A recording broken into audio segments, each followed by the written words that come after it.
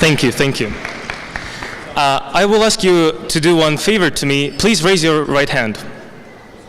Go on, good. Now left hand.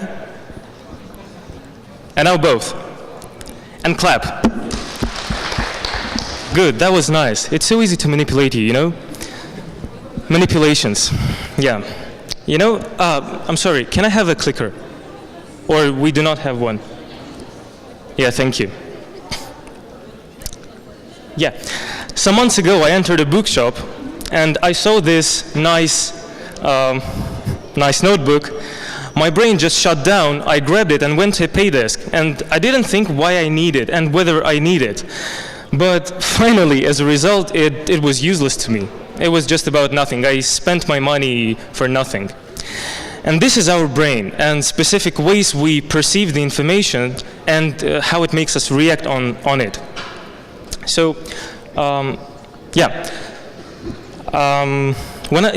I was 14, I found a big interest for myself in psychology, and despite this fact, I didn't think that it would bring me money, but still it is really interesting because, I'm sorry, I'm really sorry because I'm a little bit nervous. I was late for this event, and now I just don't know what to say.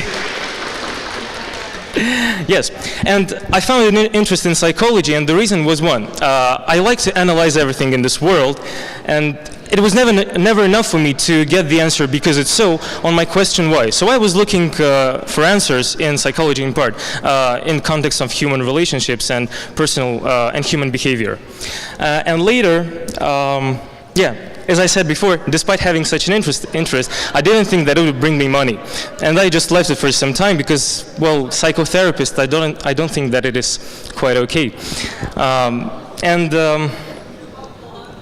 Later I started my studies here at university at the economic department, and at the same time I started working as a marketer, and. I faced the cognitive dissonance because classical economics tells us that human behavior is extremely rational, and there is no force that can make us change our mind to make irrational choice. But the practice of marketer showed me an exactly opposite thing, that every day we make irrational choices from day to day, about 100 times per day, and that's true. So I couldn't find a way how to make these two approaches work together, and I found an answer in behavioral economics and neuromarketing, and it turned out that my efforts spent on learning psychology were not useless. So, going into details, behavioral economics is a science that studies the effects of psychological, cognitive, social, and emotional factors on our economic decisions making.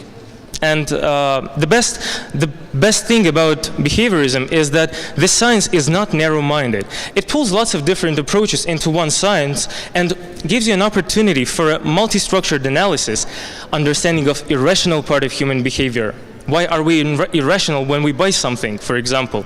It helps you to cut marketing costs, and it helps you to make a proper positioning of your product on the market to reach your target audience with less money, for example.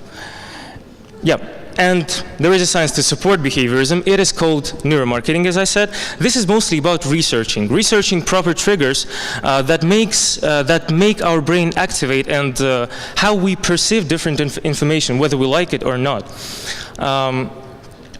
I will give you some examples of how can all these things be used in our real life and in my profession in part. First case is about anchoring. Raise your hands, please, who usually buy small cups of coffee in cafeterias. 1, 2, 3, 4. Who buys medium cups? And who buys big cups? Wow, unusual. People are quite clever here, you know. They are not so influential, let's say. But statistics shows us that Usually we buy big cups, and there is a reason for this. If you pay close attention to pricing at coffee shops, you will notice a sufficient difference in pricing between small and big cup. And I believe that if we had only two options, we would mostly buy small cups. But cafeterias offer us one more choice. It's a medium-sized cup. And if you take a good look at its price, you will see that it is much more expensive. Much more expensive than the small cup. And it's just a little bit cheaper than the big cup. And as a result, we get anchored because our brain starts thinking, wow, I'm going to get more for less money. And that's true. We are quite irrational in this stuff. And as a result, we get anchored and we buy big cups, and that's okay. But it is not necessarily that we need this big amount of coffee, biologically. So for example, we are enough with a dose of caffeine that is contained in the small cup, but still our brain perceives it in another way. Case number 2, it is about sense of gratitude, and it can be explained in a restaurant business. For example, we feel gratitude when somebody does something good to us. And if a waiter brings you a bill by the end of the evening with one chewing gum inside, we are likely to leave 3.3% more tips than usually. And if you get an extra cautious waiter, the amount of tips can increase by 20%. Just smile and chewing gum, that's it. That's everything you need to earn more. And that's true. This is the sense of gratitude. And there are many other tricks to use, for example, aroma marketing. Do you think that it is by accident that you feel this specific smell where you pass McDonald's? Nuh-uh. Or maybe perfume boutique? No. This is the thing that attracts you because it activates your limbic system, not your cortex. And you are just driven by your emotions. And that's true. And one more case is about advertising. Unfortunately, we cannot see it well, but usually we are likely to react better on the information that is supported by a big number of comments, likes, and shares. This is the effect of social proof. We are likely to trust more the information that resonates more in society, because we, as being humans, we want to be a part of social group, and that's natural. And we would even reject, for example, our some beliefs to be a part of social group, and that's true. Unfortunately, you can persuade yourself that 100 times per day that you are not like other people, but to some extent you're not. But still, we are doing something irrational for ourselves to become a part of social group.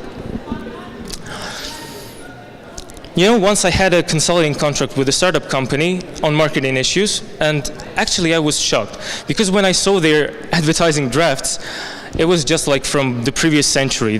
Not even the previous century, the previous, 2,000 years ago maybe. And I believe that 2,000 years ago there were much better ads.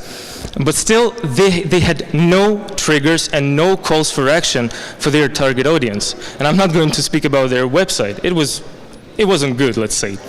And they lagged behind the market just for 10 years. And this is not the problem of this particular company. This is the problem of the industry. Marketing experience proved me that psychological and sociological skills are really, really important in our profession because in some years we will experience it firsthand because our ads, for example, they get more personalized. The targeting gets much better from year to year. And our products will be more client-oriented. That's true. And we cannot just escape this reality. So, I think here I would leave you with 3 ideas that somebody would share with me and somebody would not, but that's okay. I'm used to it. My idea number 1 is for companies. Take a good look and take care about your marketing specialists because, hell, they create your products, they promote them, they bring you money. You should take more care about them because if they are not well qualified, you will not get any money, and that's true, unfortunately. It is really hard to find a good specialist. My second idea is to marketers, to my colleagues, let's say, try to get as more knowledge as you can in spheres different from marketing, because labor market is really competitive, and as I said, it is extremely hard to find a specialist that knows what to do and how to do it. It is extremely hard. And third message is for everybody, for us. Remember, I showed you this black note, and this is the example of how my brain just shut down, and I wish that you would not get into this trap. Before, marketers can do anything to make you pay attention on their goods, but it's up to you to decide whether to buy them or not. So before buying something, please be just a little bit, at least, more conscious about what you're doing. Thank you.